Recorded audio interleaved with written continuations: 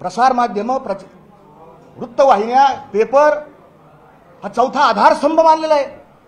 तुमच्या समोर तुमच्यावर जरांगेंनी आरोप केलाय की मला 19 वर्ष लागले, मला मीडिया मिळाला नाही, आणि ह्या महाराजाला कसं काय मिळालं मीडिया? कोणी पत्रकारांना पैसे दिले? तुमच्यावर आरोप। जे माझे पत्रकार बांधव त्या अंतरावली सराटीला तिथं काय हॉटेल नाही, अन्न नाही, पाणी नाही, राहायला जागा नाही, आपले लेकरं बाळ इकडे तिकडे सोडून रात्रंदिवस तिथं कधी पण हजर आहे तिथं। मग आम्ही असंच विचारायचं तुला कसा मीडिया मिळाला? अरे तुला मीडिया मिळाला नाही, तुझ्या पाठीमागा जो समाज आहे मराठा समाज, त्या मराठा समाजामुळे मीडिया तिथं आलेला आहे। त्या मराठा समाजाचे दुःख वेदना जी तुझ्या रूपातून प्रगट होती ते मांडण्याकरता मीडिया तिथं उभा आहे। हा माणूस बेछूट झालेला आहे, बेताल झालेला आहे, आणि म्हणून मी कळकळीचं आवाहन केलं। यानं पुन्हा माझ्यावर आक्षेप केला, आरोप केला की याचा आणि आमचा काही संबंध नाही। या बारसकर महाराजाचा, बारसकर म्हणलाच नाही तो, त्याची संस्कृती नाही त्याची, याचा आणि आमचा संबंध नाही। बांधवांनो, मी त्या दिवशी गेलो तिथं, मी फक्त त्याला म्हणलं पाणी पे। मी तुकाराम महाराजांच्या भंडारा डोंगरावर आलोय। भंडारा डोंगरावर जो जगद्गुरू तुकोबारा यांच्या पदस्पर्शानं पणित झालेला डोंगर आहे, त्या डोंगरावर माझं संस्था, माझ्या तिथला सातबारा, 17 गुंठे सातबारा माझ्या नावावर आहे। भंडारा डोंगराच्या सातबाऱ्यावर माझं नाव आहे।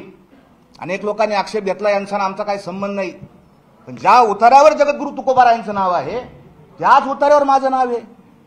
मी आपल्या समोर आत्मविश्वासाने इतक्या कॉन्फिडन्सली इतकं कसं खोटं बोलणार? आमचा काही याचा काही संबंध नाही। आणि अशा पद्धतीनं या जरांगेंनी आरोप केल्याचा आमचा काही संबंध नाही। माझं आपल्या माध्यमातून सगळ्या समाजाला सांगणं आहे की यांनी मला बोलवलेलं आहे, मी तिथं गेलेलो नाही। माझ्याकडे पुरावे येतात, ते पुरावा मी तुमच्या समोर सादर करणार आहे। ज्या दिवशी अपमान झाला, सगळ्या लोकांना शिव्या दिल्या, आणि शेवटी तुकोबारांना हा माणूस संतन फंत म्हणला, आपण सहन कसं करता? माझी देहू संस्थांच्या लोकांना विनंती आहे, ठीक आहे माझा ना आपल्या संस्थांचा याचा संबंध नाही, काय नाही, तिथल्या आर्थिक व्यवहाराचा संबंध नाही, तिथल्या कसला निर्णय घेण्याच्या प्रक्रियेचा संबंध नाही, परंतु आपण कसं समर्थन करू शकता? जगद्गुरू तुकोबारा यांचे अभंग या जरांगेंच्या सांगण्यावरून बदलले जातात। केवळ हाला हा म्हणायचं, अरे मी पण मराठा आहे, मराठ्याला आरक्षण मिळावं असं मलाही वाटतं, आम्ही रात्रंदिवस कष्ट केलेले आहेत। जरांगेंनी जो आरोप केलाय त्या आरोपाचं खंडन करताना मी असं खंडनच करत नाही, मी पुरावा देणार आहे। मला तिथं बोलवलेलं आहे। जरांगेच्या आसपास जी कोर कमिटी आहे, ती टीम आहे, जे सहकारी आहेत, त्यांनी हा प्रकार पाहिला, आणि कुणालाच, कोणत्याही सज्जन, कोणत्याही सभ्य, कोणत्याही विवेकी, कोणत्याही प्रज्ञावान माणसाला जरांगे यांची भाषा, जरांगे यांनी केलेले बेछूट आरोप, त्या दिवशी त्या स्टेजवर शिवाजी महाराजांच्या पुतळ्याच्या खाली दिलेल्या शिव्या, या कुणालाही सहन होऊ शकत नाही। ही आपली संस्कृती नाही, आपली भाषा नाही। हे त्यांना वाईट वाटलं सगळ्या लोकांना। जरांगेंच्या बरोबर जे काम करतात ते गावकरी असतील, त्यांचे सहकारी असतील, त्यांनी मला फोन केला आणि त्यांनी सांगितलं, महाराज कालचा जो प्रकार झाला तो प्रकार, त्याबद्दल आम्ही सगळे गावकरी, या आंदोलनाची टीम आपली माफी मागतो। माझ्याकडे पुरावा आहे, मी बिगर पुराव्याचं बोलणार नाही। मी आवाहन केलं वारंवार की जरांगेंनी पुरावे द्यावेत। मी आपल्याला त्यांचा आलेला फोन, मी त्यांना विनंती केली, मला आता माझ्या अस्तित्वाचा प्रश्न झाला ना, लोक आज समाज माध्यमावर माझ्यावर अतिशय भयानक खालच्या रीतीनं, कालपर्यंत मी तुमच्याकडे प्रेस व्हायच्या आधी मी खूप चांगला होतो, मी सत्य सांगितलं समाजाला, आणि मी सत्य सांगायची, सत्याची किंमत फारच असते। आज अशी परिस्थिती आहे की आमच्या सगळ्या घरच्यांना कसं जगायचं, कसं वागायचं, हा माझा सगळ्या समाजाला प्रश्न आहे। चांगली माणसं राजकारणात का येत नाही? हे चिंतन हे कारण आहे। कशाला या घाणीत जायचं, कशाला या चिखलात जायचं, कशाला सत्य सांगायला जायचं? मी आपल्या समोर तो पुरावा मांडतो की हे जे सगळे सहकारी आहेत त्यांचे, त्या सहकार्यांनी मला स्वतःहून फोन केला, आणि ते काय म्हणाले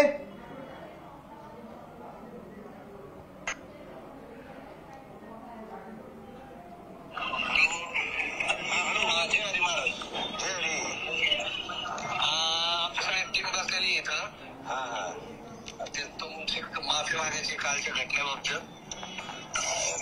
वर जाऊन फक्त मी म्हणलं आंदोलन चालू ठेवा. तुकाराम महाराज जीव डोंगरावून आलो मी, भांडारा डोंगरावून. महाराजांचा निरोप आहे, तो का म्हणे माझं धाडीले निरोप हा तुमची समाजाला गरज आहे, तुम्ही एक ग्लासभर पाणी प्या. अशी आम्ही सगळे जर लहान सगळ्या महिला महाराज ऐका ना, माझं ऐकून घ्या ना, माझं ऐका. मी फक्त एवढंच म्हणलो, मला लगेच म्हणले काय ते संतन फंतन मला नका सांगू, मला सांग माहिती माझं डोंगा तिकडे निघा. आता माहिती ज्या माणसाच्या पोटात आलं तुमची गरज आहे आम्हाला, म्हणून आम्ही तुम्हाला प्रत्येक फोन करून बोलून घेतलं. तुमच्यातला सात्विकपणा पाहिलं म्हणून आम्ही तुम्हाला पुढे केलं. बरोबर आहे का नाही? तुमची आमची ओळख होती का? नाही नव्हती ओळख. काय आमचं सगळ्याच म्हणणं आहे की आम्ही सगळेजण माफी मागतो, पण तुम्ही इथं येणं आणि परत या आंदोलनात दिशा देणं गरजेचं आहे. मनोज दादासाठी समाजासाठी तर तुम्ही परत पुढाकार घ्या. त्या बाबतीत आम्ही फेसबुकवर वाटल्यास आम्ही आमच्या बाईट देतो की जे काय काल झालं त्या बाबतीत आम्ही दिलगिरी व्यक्त करतो. म्हणजे तुम्ही जे ट्रोल होता, तुम्हाला जे बाकीचे कोणी काय बोलताय त्या बाबतीत होणार नाही. तुम्ही वरती साधू संत जे नाराज झाले असतील तुमच्या ह्याचे देऊचे, त्यांनाही थोडस तुम्ही समजून सांगा. आणि शेवटी साधू संत पोटात घेतातच चुका. जे काय काय समाजात आपण हॅलो महाराज, आम्ही सगळ्या पूर्ण टीम आम्ही तुमची माफी मागतो. हे सोडून द्या, हे विषय असे चलत राहतात, पण समाजासाठी तुम्हाला यावं लागते महाराज.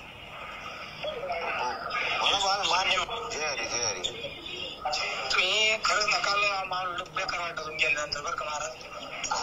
मान खाली जावं लागला आम्हाला. नाही ना, पाहिलं ते आम्ही तुम्ही म्हणजे लईच झालं त्याच्याकरता आम्ही माफी मागतो. त्याच्यामुळे सगळे आम्ही बसलो आता कनेक्ट सगळे तुम्ही सगळे माणसं चांगले. ही क्लिप तुम्हाला पाठवून देतो मी सगळी.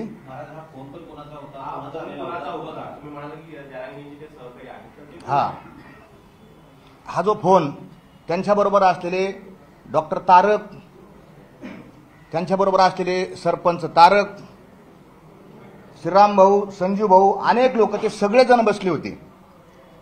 आणि त्या टीमने असा गोल सगळ्यांकडे राऊंड दिला आणि सगळ्यांनी माझी आणि यादव सरांची त्यांना स्वतंत्र फोन केला, त्यांची स्वतंत्र माफी. मी त्यांना म्हणलं तुम्ही आमची इथं माफी मागता फोनवर, आमचा अपमान, आमचं जे आहे तुकोबाराय असन किंवा काय जे झालं असन ते कुठं झालं? समाज माध्यमावर झालं, चॅनेलवर झालं. असं कसं आमचं नुकसान भरून येईल? ते म्हणले आम्ही सगळं बाईट करतो आणि फेसबुकवर टाकलं, आपण ऐकलेले. माझा प्रश्न असा आहे, मी आपल्यासमोर पुरावा दिला आणि माझ्याकडं मला तुम्हाला कालच सांगितलं मी की मला शंका आल्याबरोबर मी पुरावे जमा करायला सुरुवात केली. कारण मी वकील आहे, जसं मी महाराज आहे ना तसं मी वकील सुद्धा आहे. मला शंका आली आणि तुम्हाला सांगतो, आम्हाला पुन्हा काय म्हणले ते, महाराज तुमची गरज आहे, तुमची गरज आहे, आम्ही तुम्हाला बोलवलंय, तुम्ही या आंदोलनाला दिशा देणं गरजेचं आहे, मनोज दादाचे प्राण वाचवणं गरजेचं आहे, तुम्ही परत या, तुम्ही परत या, तुम्ही परत या. आमचा अपमान आम्ही गिळून आम्ही परत गेलो तिथं. दुसऱ्या दिवशी परत गेलो आम्ही तिथं. चला कशासाठी गेलो? आम्ही समाजासाठी गेलो. तिथं गेल्यानंतर हा हेकड माणूस यांनी पाहिलं, त्याचं कसे सारखे सारखे गणित बदलत राहतात डोक्यामध्ये. आणि पुन्हा त्या माणसानं, त्याच्या आधीच तुम्हाला सांगतो, आमची वाट पाहत थांबली, सगळी टीम गावात वाट पाहत थांबली. आम्ही 4 वाजता तिथे गेलो. 4 वाजता एका घरामध्ये सगळी टीम बसलेली होती, सगळे सहकारी बसले होते, एसडीएम बसलेले होते, प्रांत बसलेले होते, तिथं तहसीलदार बसले होते, DYSP बसले होते. आणि हे सगळे बसलेले असताना आमची मिटिंग झाली. आता वर जाऊन त्यांना काय सांगायचं आणि कशा पद्धतीने उपोषण थांबायचं, त्यांचा जीव वाचवायचा, या मुद्द्यावर चर्चा झाली. त्याची सगळी रेकॉर्डिंग माझ्याकडे, कुणी म्हणू शकत नाही. फोटो आहेत माझ्याकडे, त्याचे व्हिडिओ काढलेले आहेत, सगळ्यांनीच काढलेले तिथं. कारण कोणाच्या अंगावर येऊ नये म्हणून सगळे. तिथे एक वकील होता, त्या वकिलांनी सगळे पॉईंट लिहून काढले आणि सगळेजण स्टेजवर गेले. आणि पुन्हा मनोज दादांनी काय सांगितलं, हे का ते असं करतात, माझ्याकडं त्यांची सुद्धा रेकॉर्डिंग आहे, मनोज दादांची. मनोज दादा म्हणलो मी आता, आज मला लई सांगितलं तुम्ही संयमित पत्रकार परिषद घ्या, तुम्ही लई आक्रमक बोलता. त्यांची रेकॉर्डिंग आहे माझ्याकडं, मी तुम्हाला योग्य वेळी ऐकून दाखवीन.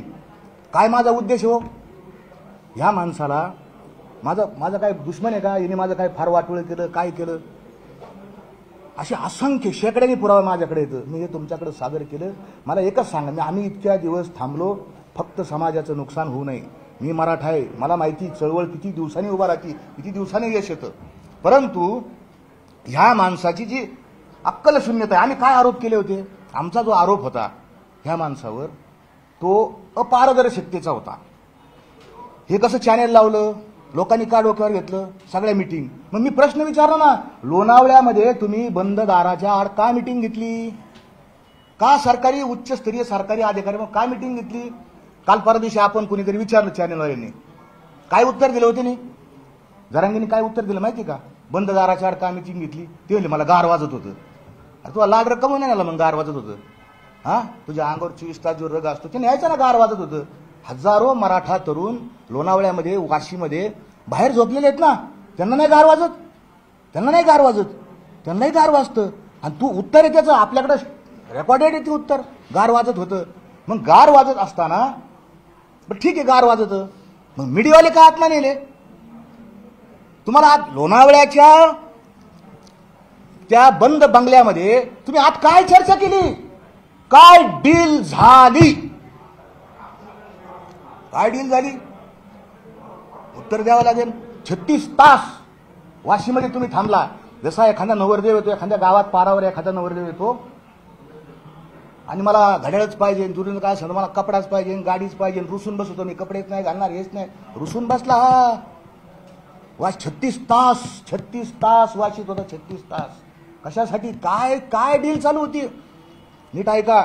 माझं सगळ्या मराठा बांधून मला किती शिवेल, मी तुम्हाला एक शब्द बोलणार नाही. माझ्या अरे भोळे येतं माझे लोक मराठा, त्यांना फार भावनिक येतं. भावनेचा टेम्पोवर करून त्यांना भडकवायचा आणि बुद्धीचा. माझ्या आजपर्यंत मला खूप ट्रोलिंग झालं, पण एकानं शिंदन लाईन मला उत्तर नाही दिलं. महाराज तुमचं हे चुकलं बरं का. मी आज पुरावा समोर सादर केला, एक लाईन चुकली. माझ्या सगळ्या मराठा बांधवांना ही विनंती आहे की 14 तारखेची जी कोट्यवधी लोकांची सभा बसली होती, त्या सभेमध्ये जरांगे पाटलांनी 6 मागण्या केल्या. 6 कोटी लोक आले. काय जे असतील तुम्ही आकडे काही पेपर कोटी सांगितलं, काही लाख सांगितलं. तुम्ही सांगितले इतके लोक होते, इतक्या समाजाला तुम्ही आश्वासन दिलं. त्या सभेमध्ये मराठा समाजाच्या तुम्ही मागण्या जाहीर केल्या. काय मागणी होती 14 तारखेच्या सभेमध्ये? तुम्हीच ऐका, आता मी सांगतो. महाराष्ट्रातल्या मराठा समाजाला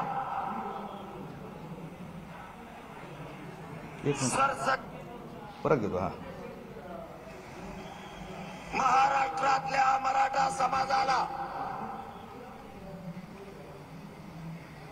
सरसकट कुणबी प्रमाणपत्र देऊन मराठा समाजाचा ओबीसी मध्ये समावेश करावा. 2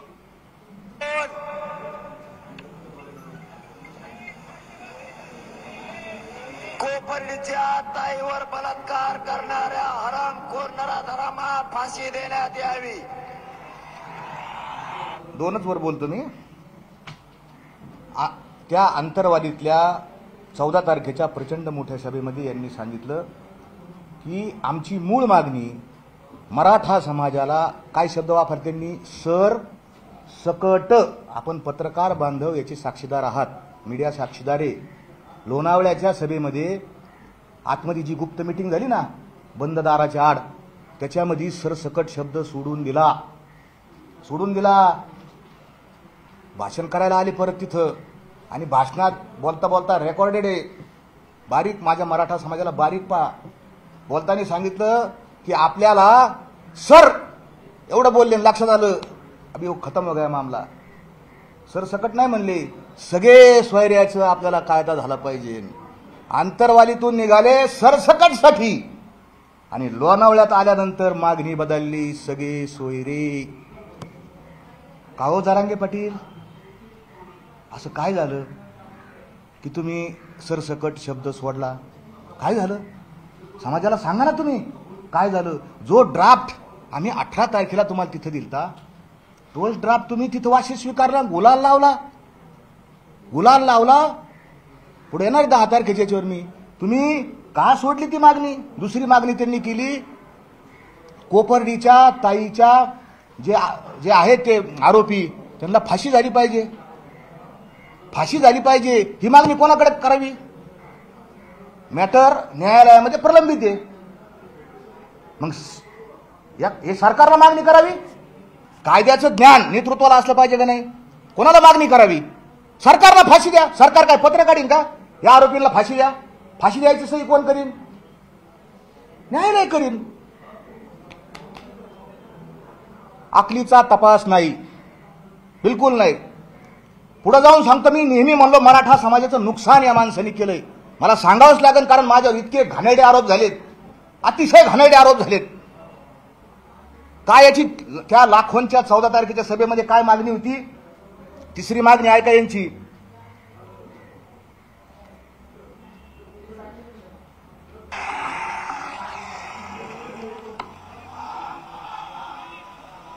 मराठा आरक्षणासाठी बलिदान दिलेल्या 45 बांधवांना सांगितलेला निधी आणि सरकारी नोकरी 4 एक अंतरावधीच्या सभेमध्ये काय म्हटले? जे 45 बांधव ज्यांनी मराठा आरक्षणासाठी आत्महत्या केली त्यांना निधी मिळाला. निधी सरकारने दिला. आणि सरकारी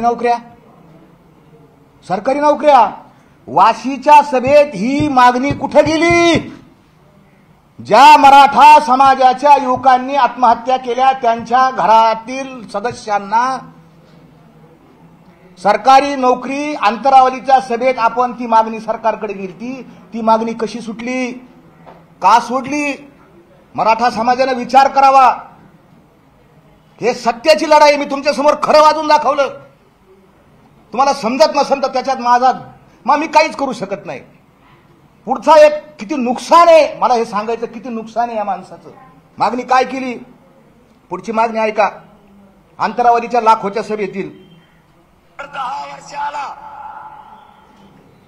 आरक्षण दिलेल्या ओबीसी बाहेर काढण्यात याव्यात.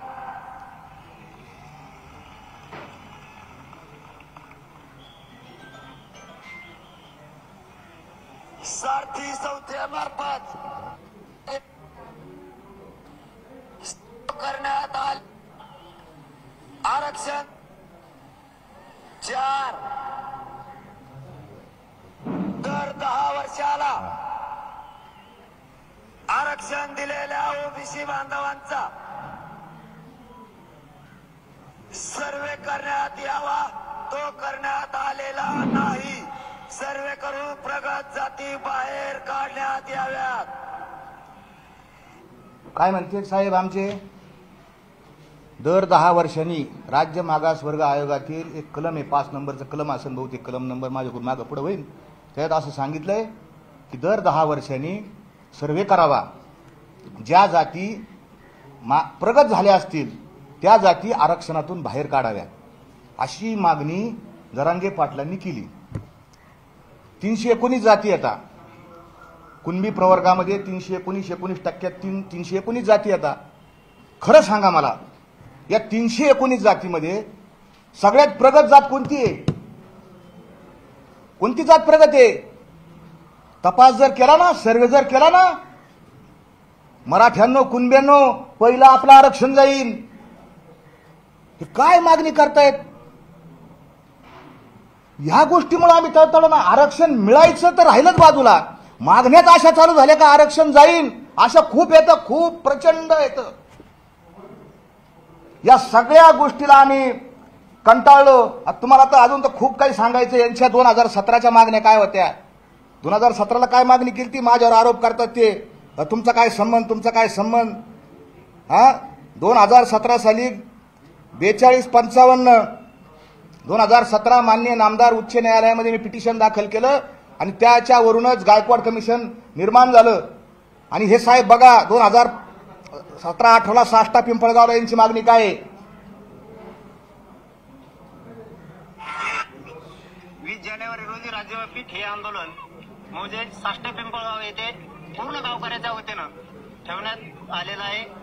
आमची मागणी राज्य सरकारकडे आणि केंद्र सरकारकडे, कुठल्याही पक्षाला आम्ही दोष न धरता राज्य आणि केंद्र सरकारनं एक विचारानं आणि एक दिलानं आम्हाला गायकवाड कमिशननं जो आरक्षण 16% अहवाल दिलेला आहे त्याचप्रमाणे टिकणारं चौकटीच्या घटनेच्या चौकटीत टिकणारं मराठा आरक्षण पाहिजे।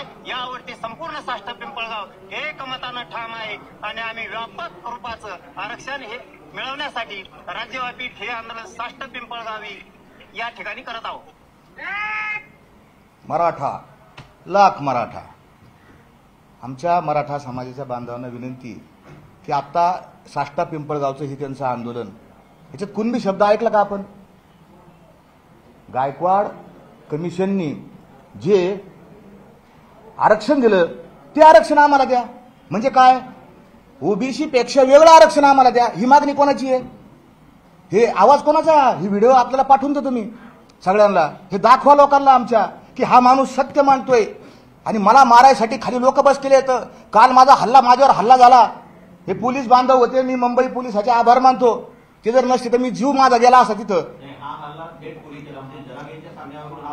बिलकुल, अहो जरांगे असं कसं आहे, या आंदोलनामध्ये जरांगेपासून आंदोलन सुरू होतं, जरांगेच नेता, जरांगेपासून सुरू होतं आणि जरांगेपर्यंत संपतं, तोच एकमेव होलसेल माणूस आहे। दुसरा तिसरा तुम्ही प्रवक्ता पाहिला का? जरांगे पाटलांच्या वतीने कुणी प्रवक्ता पाहिला का? कधी एखादा वकील पाहिला का? कधी एखादा अभ्यासक पाहिला का? जरांगे पाटलांनी कोणाचं नाव घेतलेलं पाहिलं का? नका घ्या नाव, कोणी पाहिलं का? कोणी टीम वर्कनी शिवाजी महाराजांचं जे प्रशासन होतं टीम वर्क होतं, 8 मंत्री होते, त्याच्या खाली सरदार होते, मावळे होते, किल्लेदार होते, गडकरी होते, फडणीस होते, ते फडणीस म्हणजे वाकणीस होते, कारखानीस होते, सगळे नावं तुम्हाला हातभर सांगन, इतकी सगळी प्रशासन होतं। शिवाजी महाराजांचं ध्येय ठरलेलं होतं, काय ध्येय शिवाजी महाराजांचं? तत्वज्ञान ठरलेलं होतं, सर्वांस पोटाशी लावावे, हे शिवाजी महाराजांचं तत्वज्ञान आहे, टीमवर्क आहे, म्हणून जगामध्ये एवढा मोठा राजा निर्माण झाला।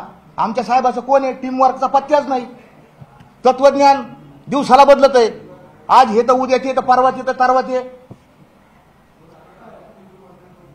महाराज मला हे सांगायचं की हा कितीतरी आरोप, म्हणून माझी मागणी आता की माझी मागणी, मी बलात्कार केला, जरांगेने आरोप केला, मी विनयभंग केला, आणि त्या महिला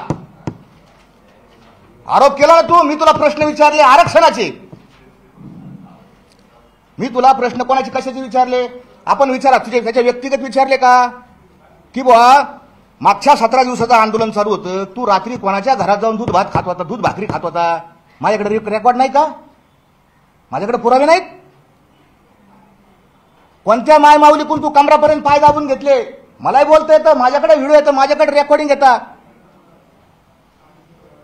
कोणाला तू आंबडचा आमदार बनव, कोणत्या माता माऊलीला तू आंबडचा आमदार बनवायचा शब्द दिलाय? मला माहिती आहे जरांगे, पण आमची संस्कृती ती नाही, आमची संस्कृती ती नाहीये। आम्ही सामाजिक प्रश्नावर आवाज उठवला, डील काय झाली आम्हाला माहिती आहे, कसे डंपर आले तुमच्या पाहुण्याच्या दारात, 45 हे टिप्पर जे आले, वाळू काढायचे लोडर आले, कुठून पैसे आले?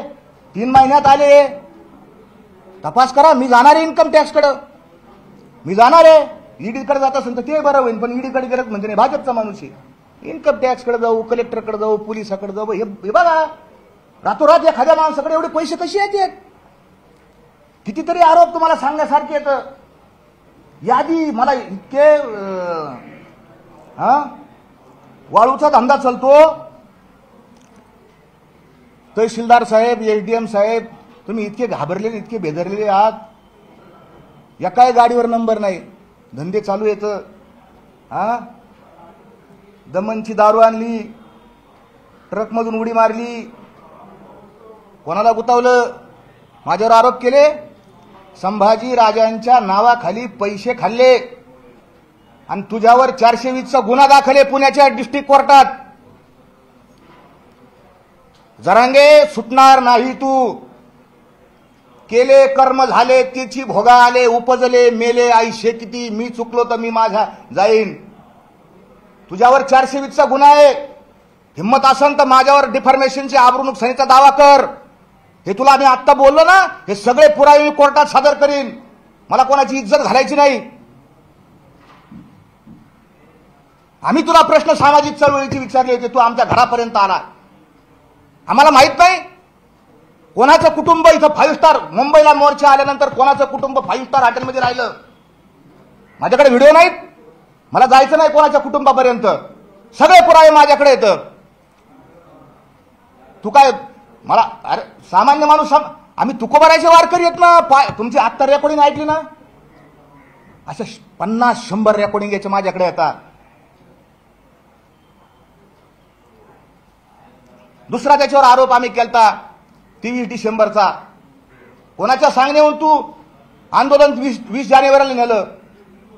वाचलं सगळं. 16 तारखेचं जे होतं 10 तारखेला कोणाच्या सांगण्यावरून उपोषणाला बसला? तू अपारदर्शक आहेस, तुझ्याकडे अभ्यास नाही, तू विश्वासपात्रता गमावली, पलटी मारली. तू जा कोर्टात, माझ्यावर डिफॉर्मेशन कर, सगळे पुरावे देईन. आझाद मैदानात जायचं म्हणजे जायचं.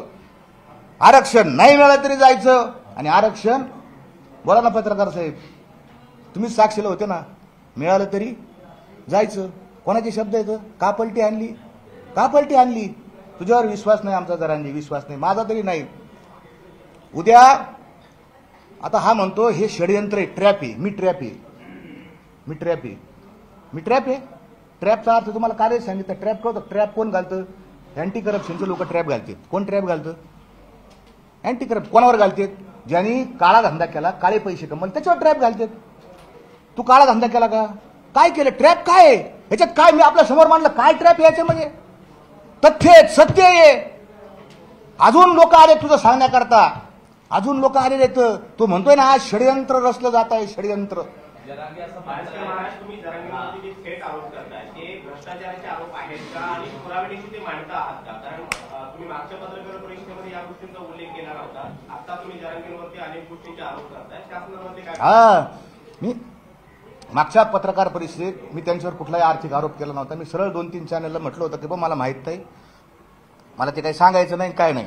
माझी विनंती, माझी विनंती, आता माझी मागणी आहे ह्याच्यातली, माझी संपवण्याच्या आधी सांगतो, माझी मागणी आणि आव्हाने. माझ्यावर आरोप केले, व्यक्तिगत आरोप केले, बलात्कार, विनयभंग, 300 कोटी 40 लाख रुपये घेतले, असे आरोप केले. मी नार्को अॅनालिसिस, ब्रेन मॅपिंग आणि लाय डिटेक्टर या 3ही चाचण्याला तुमच्या समोर जायला तयार आहे. आणि मी जरांगेवर जे आरोप केले, तुम्ही ज्या डील केल्या, जे जे काही आरोप केले, तुम्हाला आव्हान आहे. तुम्ही सुद्धा पारदर्शकतेचा तुम्ही सांगता मी पारदर्शक आहे, पारदर्शक आहे, पारदर्शक आहे. तुम्ही पण यावं. तुमच्यावर आरोप केले जात आहेत आणि तुम्ही सुद्धा नार्को अॅनालिसिस, ब्रेन मॅपिंग आणि लाय डिटेक्टर या 3ही चाचण्या कराव्यात. मी तुमच्याशी, तुम्ही माझ्यावर आरोप केले तसे मी तुमच्यावर आरोप केले, मी कधी तयार आहे. तुम्ही सुद्धा या नार्को आणि या सगळ्या चाचण्या कराव्यात. जरांगे पाटील म्हणतायत आपल्या बोलण्याला फारसं महत्व देण्यासाठी देऊ नये किंवा काय नाही असं ते म्हणतायत. का म्हणतात ते असं? माझ्या बोलण्याला महत्व देऊ नये? मी त्यांना प्रश्नच विचारत होतो ना आपल्या समोर साहेब.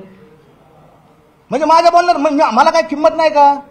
मी मगाशी सांगितलं, ज्या पिटिशनमुळे गायकवाड कमिशन अस्तित्वात आला, ते पिटिशनची कॉपी आपल्याला देतो.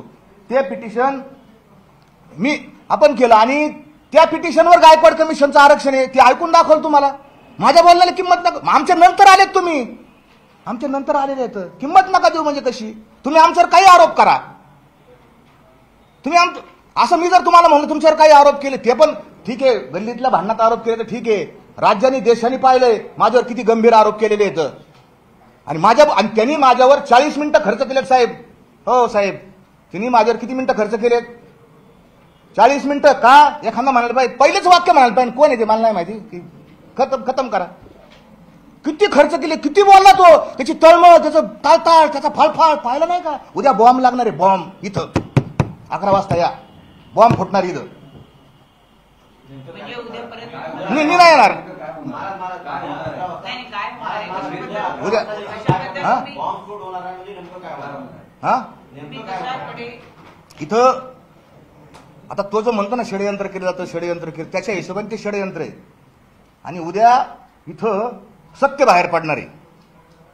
जरांगे कसा आहे, जरांगे जे काय आहे ना, जे काय आहे, याचा बुरखा, याचा चेहरा, हा समाज, ज्या समाजाने तुला देव केलं, तोच समाज एक दिवस अशी परिस्थिती येईल, तुझे सगळे काळे धंदे उघड झाले ना, हा समाज तुला दगड मारील. ही वस्तुस्थिती आहे. उद्या दिसन तुम्हाला काय आहे आणि काय नाही. पत्रकार परिषद होणार आहे, पण ते घेणारे लोक वेगळे आहेत आणि ते जरांगीविषयी सत्यता मांडणार आहेत.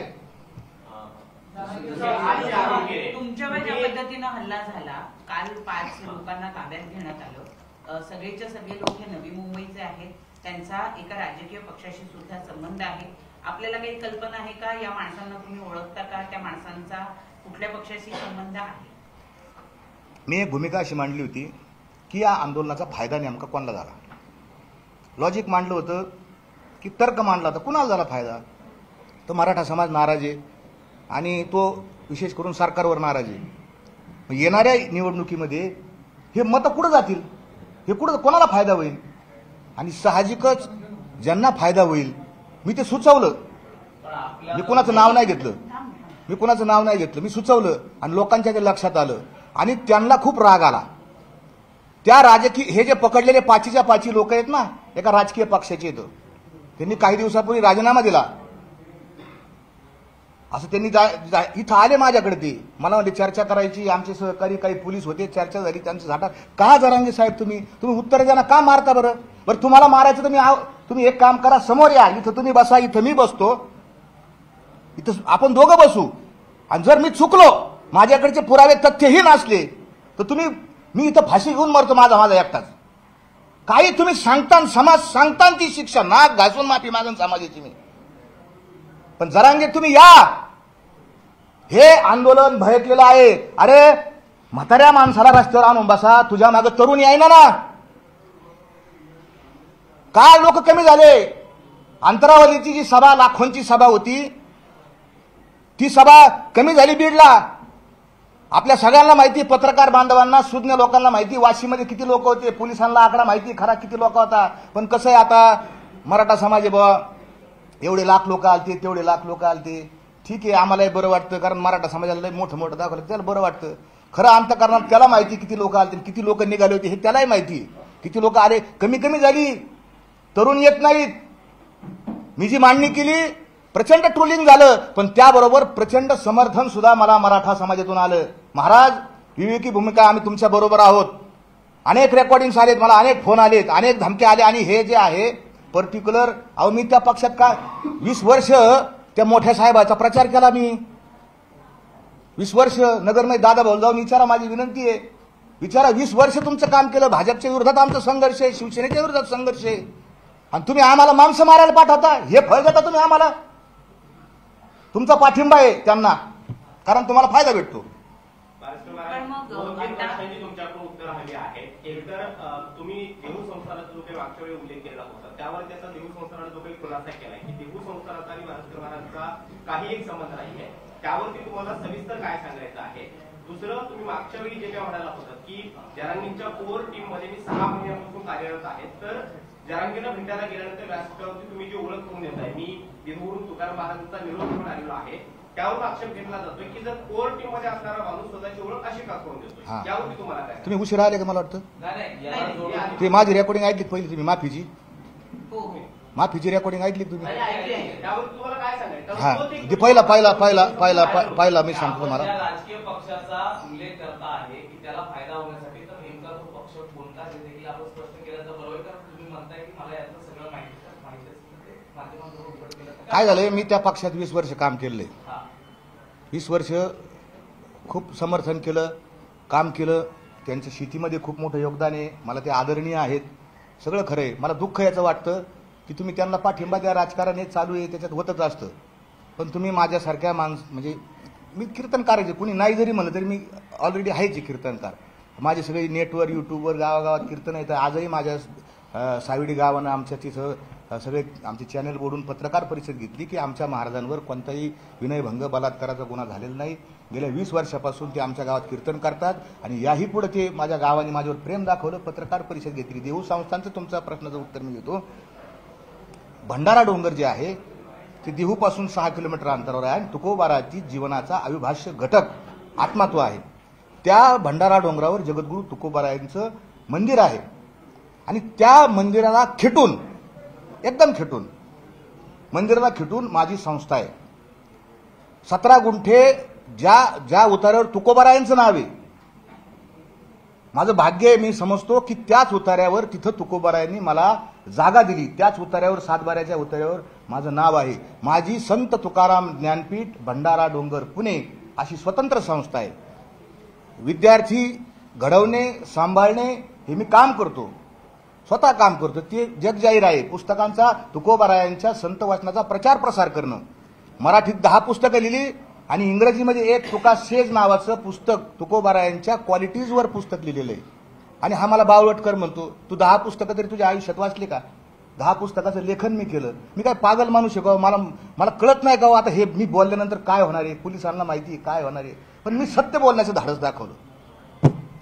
त्यांचा देहू संस्थान जिथं तुकोबारायांचं मंदिर आहे, शिळा मंदिर आहे किंवा ते जे आहे त्याचा माझा काही संबंध आहे. तिथं फक्त ती तुकोबारायांचे जे वंशज आहेत मोरे ते सगळे ट्रस्टी अध्यक्ष होते, बरोबर आहे त्यांचं, त्यांना मी सहमत आहे. पण त्यांना माझी विनंती आहे की तुकोबारायांचे अभंग तिथं बदलले गेले, त्याच्यावर पण आपण भाष्य करायला पाहिजे ना. कालवुनी विष केला अमृताचा नाश तुकोबाराय म्हणतात. तुकोबारायांच्या देखत तुकोबारायांच्या अभंगामध्ये भेसळ झाली, आताही तुमच्या देखत भेसळ झाली, तर तुम्ही काहीतरी बोलायला पाहिजे. आपण बोलत नाही, आपण बोलावं, माझा संबंध नाही, पण आपण देऊ संस्थांना माझी विनंती आहे की या जरांगे पाटलाच्या समोर ह्याची दान देगा देवा हा अभंग बदलण्यात आला, बदलून त्याच्यावर कीर्तन करण्यात आलं. माझा आक्षेप आहे, आपणही उत्तर द्यावं. आपल्याला मान्य आहे काही, आणि मग मान्य असेल तर गाथेमध्ये ते लिहून काढा, ह्याची दान देगा देवा, मराठ्याला आरक्षण मिळावा, मराठ्याला आरक्षण मिळावं. मी ह्या मताचा आहे. आम्ही 16-18 वर्ष घातलेत, पण आम्ही गाथ्यात आणि अभंगात लिहिलं नाही, ते आम्ही आमचं स्वतंत्रपणे मांडलेलं आहे मत. ते गाथ्यात आणि अभंगात बदल करण्याचा कोणालाही अधिकार नाही.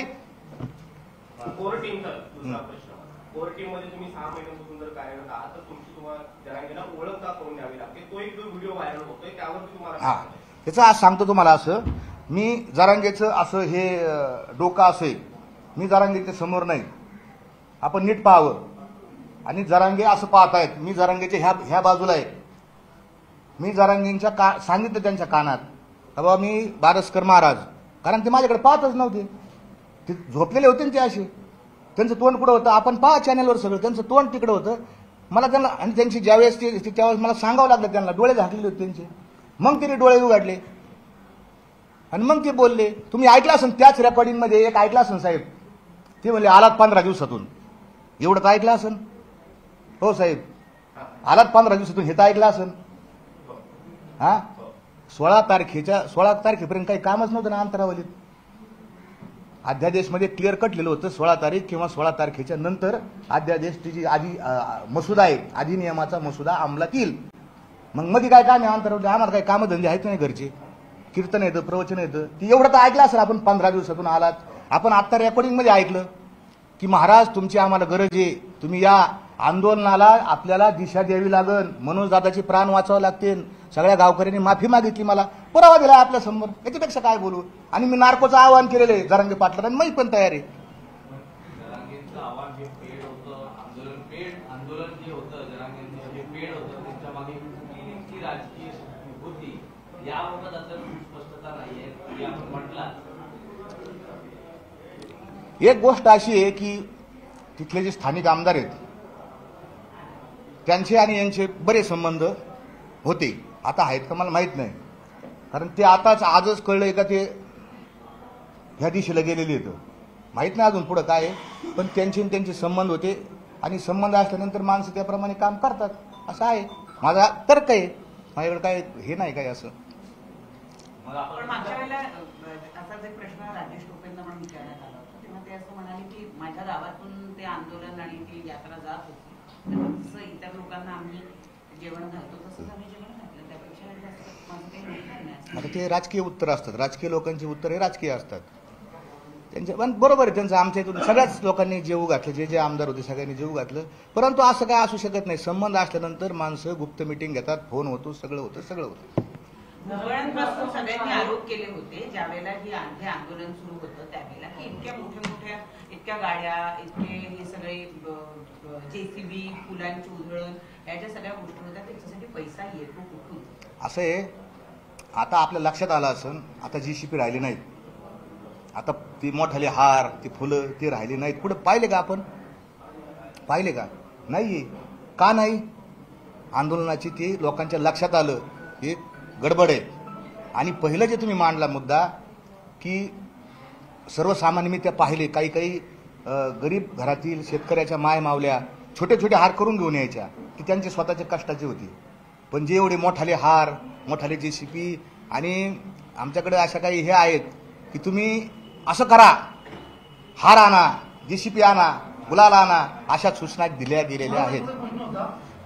संभाजीराजांचे नाव कसे खाल्ले, ट्रकवर उडी मारली, एकही एवढे नंबर नाही, तर हे तुम्ही कोणाबद्दल बोलताय नेमकं? जे कार्यकर्ते का ते नार्को टेस्ट मध्ये येईल ना लक्षात. खूप येतं माझ्याकडलं यादी. एका स्वनाराला पुण्यातून उचलून आणलं. कुणी आणलं? त्याच्याकडून पैसे घेतले, नार्को टेस्ट केली, काही सगळं बाहेर येईल. तुम्ही जे आरोप केले त्या कधीच्या घटना आहेत, सर? हा, तुम्ही जे आरोप केले ते सगळ्या नार्कोमधूनच बाहेर येतील. नाही, कालावधी हा आता गेल्या 4 महिन्यातला आहे का? आंदोलन उभं झाल्यानंतर किंवा आंदोलनाच्या आधीच्या घटना आहेत, एवढं तरी क्लिअर.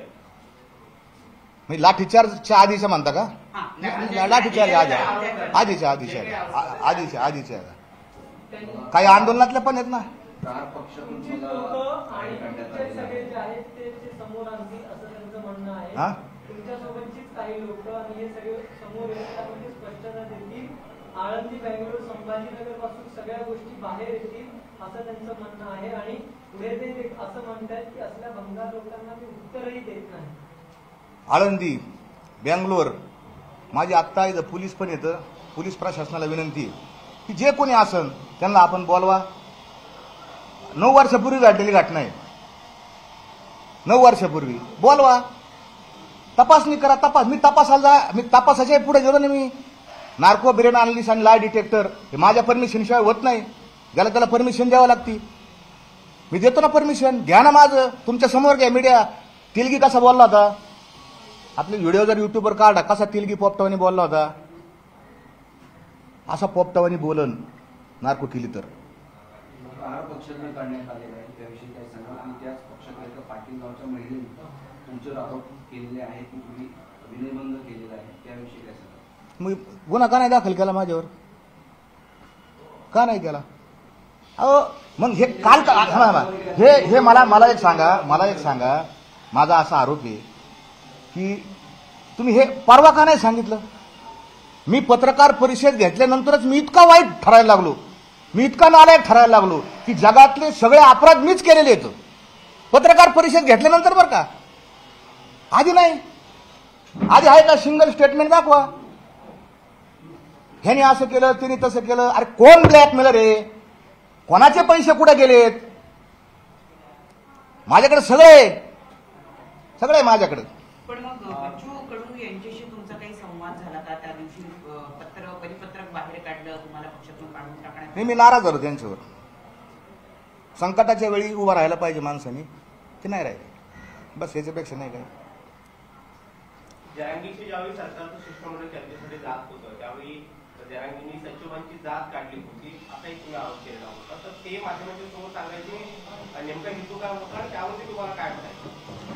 नाही, त्या दिवशी जे काही मी घडलं, ऐकलं, ते पाहिलं, ते आपल्या समोर मांडलं. जात तर जातीसाठीच भांडण चाललंय ना. आता आम्ही कशासाठी बसलोय? कोणते दाखले मिळाले? प्रत्येकाला जाती इथं बसलेल्या भारतामध्ये असलेल्या प्रत्येक माणसाला काही ना काही जाते. त्याच्यामुळे काय असं. आणि त्या ठिकाणी विशेष करून तो वाद आहे. काय झालं, आमच्यावर आरोप केला होता की अमुक जे सेक्रेटरी येतं तुम्ही त्यांच्याकडे जाऊ नका, ते अशी येतं, ते आपले काम करणार नाहीत, ते अमक्या जातीचे येतं. आणि मग त्यांच्याशीच तुम्ही चर्चा केली असं मी त्या दिवशी म्हणलो. भावनेच्या भरात मी त्या दिवशी जातीचा उल्लेख केला, पण केला जे आहे तेच मांडलेले. जरांगीच्या उपोषणावेळी तुम्ही पाणी घेऊन गेलेलं होतं, त्यावेळेस तुम्ही म्हणणार होता की तुकारामाचा आदेश घेऊन आले होते पाणी पिण्याचा. आदेश म्हणजे तुका म्हणे मध्ये धाडलेली नाही रोपा. अहो, जीव वाचवणं संतांचं काम आहे. ज्याचा जीव चाललाय, जो मृत्यूच्या याच्यामध्ये टोकापशी आहे, त्याचा जीव वाचवणे संतांचं काम आहे. आहे का नाही? तेच मी सांग, तुकाराम महाराजांचा आदेश आहे ना बाबा, आत्महत्यारा तो विषयाचा लोभी, आत्महत्या करू नये. मरण जो मागे गाढवाचा बाळ, तुकोबाराचे अभंग येतं. मृत्यू हे शरीर फार अमूल्य किमतीचे शरीर आहे. हे शरीर राहिलं पाहिजे, हे शरीर टिकलं पाहिजे. याच्यातून आपल्याला आपला उन्नती, आपला इच्छित आपला जो प्रवास आहे, मोक्ष मिळाला पाहिजे असं साध. म्हणून त्यासाठी आपण हा आदेश आहे तुकाराम महाराजांचा. तुम्ही या आंदोलनाच्या सगळ्या चळवळीमध्ये आधीपासून सक्रिय आहात. बच्चू कडू हे सुद्धा जरांगेंच्या मार्गावर संपर्कात होते, तुम्ही त्यांच्या पक्षाचा एक भाग होता. तर तुमची कशा प्रकारचं कन्व्हर्सेशन होतं आणि मधल्या काळामध्ये जेव्हा तुम्ही ही भूमिका घेतली की कुणबीच्या संदर्भातली जरांगेंची असलेली भूमिका किंवा तुमची जी काही मागणी आहे त्यावरती बच्चू कडूंची कधी संपर्क झाला होता किंवा काय? एकदा दोनदा ते याच्यात आलो होतो मी त्यांच्या बरोबर.